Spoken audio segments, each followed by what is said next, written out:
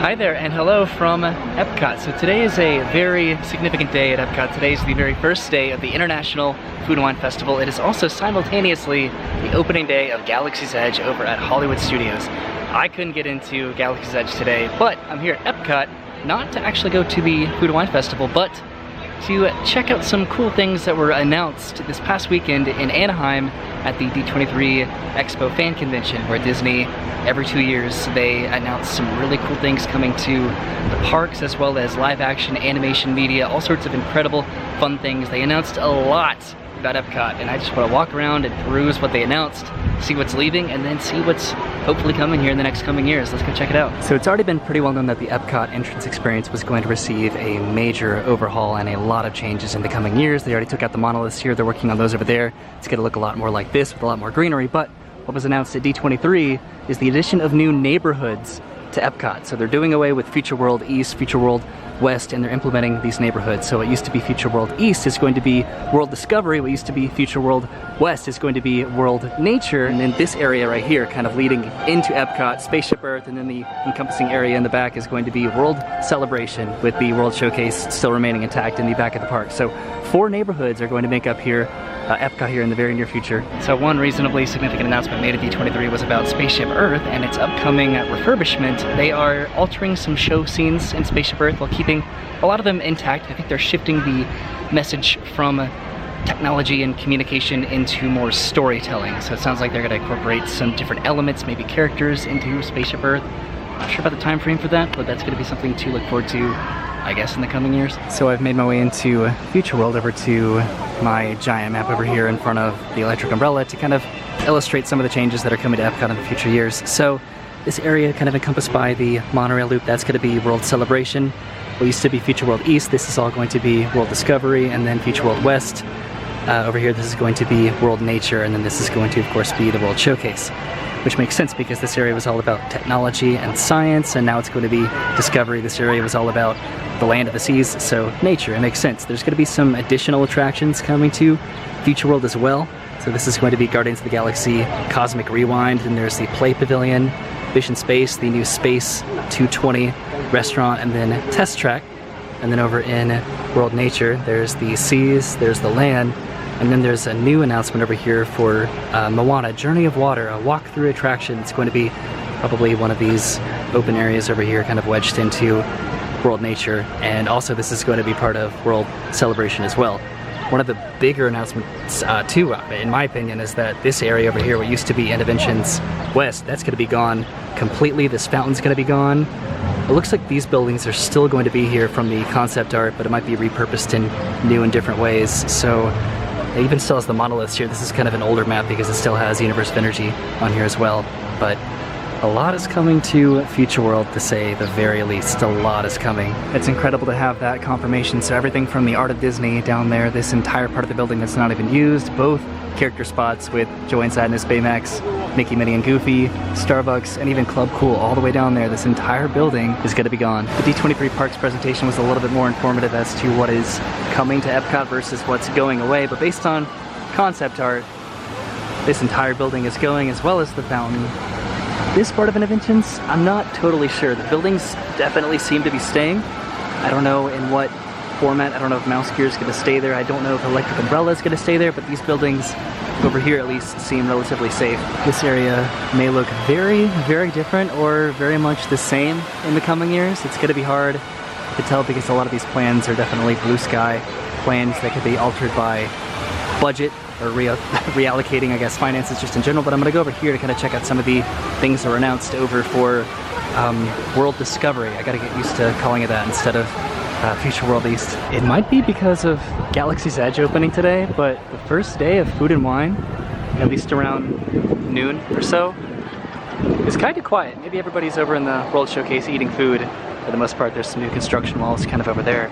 But I want to go over here to check out Guardians of the Galaxy Cosmic Rewind.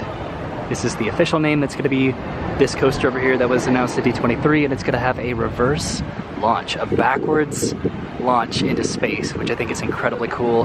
That's going to be the Play Pavilion, which they announced a little bit about the Play Pavilion, but that could probably change in the coming years. That's supposed to be opened by the 50th anniversary in a couple years, as well as it's over here. And then kind of wedged back there behind Mission Space is the Space 220 restaurant. They also released some storyline background about Guardians of the Galaxy Cosmic Rewind, in that it begins in a planetarium exhibition on Xandar, and then you're launched backwards into space and you start spinning around. So it sounds really cool. The Play Pavilion, which is back there kind of behind the trees. Again, not really a lot about that, but as we get closer to it, I'm sure that they're going to release a little bit more information about what's actually going on back there, the characters you can meet, and all that sort of fun stuff. Space 220 is pretty interesting because just the name itself, I think, is because you take an elevator 220 miles up into, I guess, the atmosphere, the stratosphere, and you're just eating in a restaurant 220 miles above Orlando. Okay, so I looked it up. The stratosphere is about 30 miles up, and the atmosphere is about 300 miles up. So either way, you are taking an elevator back there in the new Space 220 restaurant through the atmosphere and looking down on Florida from space, which sounds super duper cool, and I want to do it. And I'm pretty sure the same people that own Via Napoli are going to be running this restaurant too. So sounds like the food's going to be pretty good. I've never been to Via Napoli, but I've heard really good things about it, so I have very optimistic and high hopes. So that is pretty much it for World Discovery. Now I'm going to head back over to Future World West for what's going to be World Nature. Look how quiet it is over here. On the first day of Food and Wine, what is this? So before I head over to World Nature, which is again over there, I do want to talk about World Celebration because there's a lot that's going to be changing over here. Most notably, a brand new 3-level elevated pavilion. It's going to be kind of, I think, over there. It's going to have 3 different levels. It's going to have a plaza level, and the middle level is going to be an expo level, then the top level is going to be a park level with firework viewing. I think that is an incredible idea, and I think it's going to be, again, right over there. So from the concept art, it looks like that pavilion's going to be going right around here on this side of that monorail beam, and it's going to be an incredibly cool pavilion. 3 different layers with a plaza, an expo, and then a garden layer on top. That sounds so cool. It sounds like it's going to be so big. I don't think that the Fountain of Nations is still going to be here in this form. I think they're doing a lot over here as well, over by Spaceship Earth, with something that they're calling Dreamer's Point.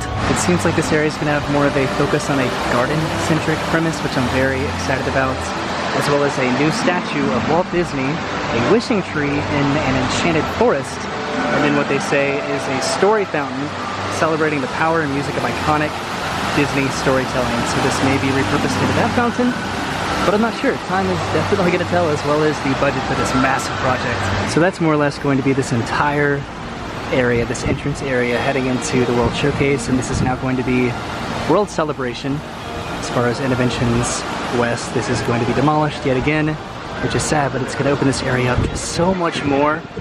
And the characters are, I think, going to be kind of redistributed throughout the park in other different locations. Not really sure in what kind of a capacity or time frame that transition is looking like, but I'm pretty sure that the characters are hitting the road, and hopefully they reappear somewhere. So this building is going to be demolished and become World Celebration, which is going to be this entire area and absorb Figment over there, kind of by extension. And then this area, the land and the seas, is going to be World Nature, accompanied by the new Moana attraction, Journey of Water. So my kind of personal assumption is that the Moana attraction is going to be constructed right here in between the land and the seas pavilion, because there's a giant space right here. There's also a space in between Figment and the land, and then it could also be constructed as kind of an extension of the seas, because it is the Journey of Water, which would fit into the seas pavilion as well. This riverbed is dry. That's interesting. So that's kind of just the extent of the additions to World Nature, as well as the Awesome Planet film that's going to debut in the Land Pavilion next year. It's interesting that this riverbed is all dried up, when last time the one over here was the one that was all dried up, which is probably because of this construction. And holy moly, did they widen this path over here. This is like triple the width of a path than it used to be in previous years. I definitely do plan to come back and experience Interventions and pay my respects one last time before this building goes away in the inevitable future, go to Club Cool and all that fun stuff. This path is so big. But now I'm heading into the World Showcase just to kind of do a lap and kind of showcase some of the cool D23 relevant announcements for the World Showcase. I really want to go to Food and Wine, but I'm gonna wait for Brennan to go for the first time this year so we can experience it together and eat all the really, really delicious food. I'm not really sure how far out the elevated pavilion is going to extend, if it's gonna come pretty much to right here, if it's gonna go all the way to the monorail beam. I don't really know how this area is gonna change out here comparatively to the rest of Future World, which is gonna be World Celebration, but I guess time's gonna tell. Heading into the World Showcase, this is the Odyssey building, which recently had a bit of a paint job because this is gonna be the home for Walt Disney Imagineering Presents the Epcot experience, which is gonna be kind of an exhibit showcasing the upcoming changes and transformation that Epcot will be undergoing in the next coming years. So that's going to be really cool to kind of check in on over the next few years for sure. Way over there, heading out onto the lagoon, is the Illuminations Globe, which kind of brings me to a very big announcement, which is the name of the show that's going to be replacing Illuminations, which is Harmonious, the capital US, like Harmony Us at the end. It's going to be Epcot Forever here in about a month, and then about a year later it's going to be Harmonious, which is going to be like the big grand show to replace Illuminations, which sounds like it's going to be pretty intense and very impressive. Also, for the first day of the International Food and Wine Festival, which is normally very, very busy, it feels very quiet today. Darn it, Galaxy's Edge. So I made my way over through Mexico and Norway and into China. China is going to be the home of the new wondrous China 360 film, replacing Reflections of Earth. I've only come to the opening day of Food and Wine here at Epcot just kind of a handful of times, but I don't recall it being this quiet here. I really wonder if everybody is just at studios today comparatively to the Food and Wine Festival, because usually it's very busy. As far as D23 goes, there was nothing announced for Germany or Italy or the American Adventure or Japan or Morocco, so I'm just gonna head straight over to France. Aha, so I found everybody that was missing at the Food and Wine Festival this year. They are all over in the American Gardens Theater watching the Plain White Tees. I solved the mystery. Okay, so I know for a fact that usually on the first day of Food and Wine, the line for Japan specifically is always like 20 minutes long on both sides, so I guess it's like a very quiet day today. Also, the Plain White Tees sound like they just came out on stage. I swear, today's weather is all over the place. The sun keeps going behind clouds, and it keeps getting overcast, and it rains, and then the sun comes out, and it burns my skin. But now I'm heading into France from Morocco because there's a lot going on in France over the next couple of years. So I've made it to France, and one thing that was announced is back there, I'm pretty sure, in Alteration, I think, with Impressions de France. They're going to be doing a Beauty and the Beast sing-along, which that sounds pretty cool. And then back here, this is going to be like the new thoroughfare to enter into the back part of France, which is going to have Remy's Ratatouille Adventure. And then there's La Crêperie de Paris. I think I said that right. I think it's like a tableside service restaurants. I'm pretty sure there's a lot going on in France, honestly, and it's going to open up here pretty soon. That's happening early next year.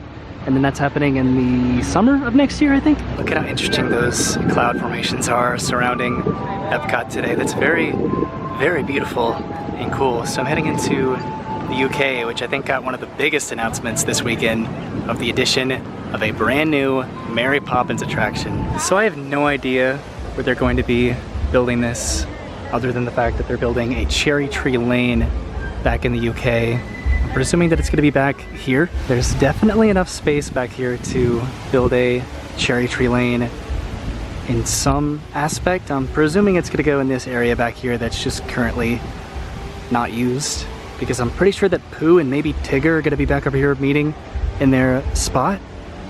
Wait a second, is that Pooh right now? Yeah, that was cool. That was definitely Winnie the Pooh. I didn't see Tigger. I don't know if Pooh was just meeting by himself or if I saw Tigger because they just left.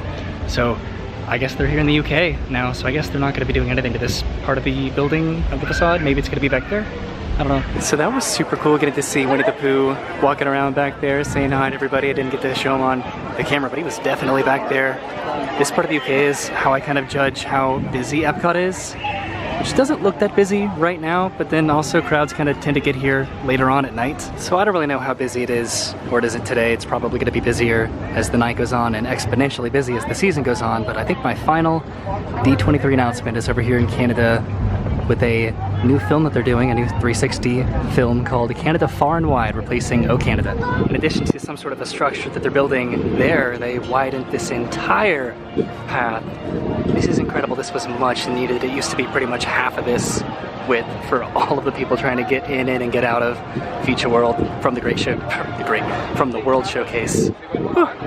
Alright, I think I'm gonna go and head out of the park. It's getting a little bit hot again, and all this food is very tantalizing, and I don't want to eat it just yet because I want to be here with Brennan when we enjoy together. So, there was a reasonably comprehensive walk-around tour of all of the D23 announcements here for Epcot specifically. Now, there was a lot of announcements for international parks, the 50th anniversary of Walt Disney World, the live action, the animation studios, everything. Disney Plus, that was an incredibly huge announcement out of D23, but I just wanted to talk about the Epcot one specifically today and had a pretty good time walking around and checking them all out. So thank you guys for watching. I'll be back to check out Food and Wine here again on probably a lot busier day than it was today because of the Galaxy's Edge opening. But I'll see you soon. Have a good day and goodbye. That was weird.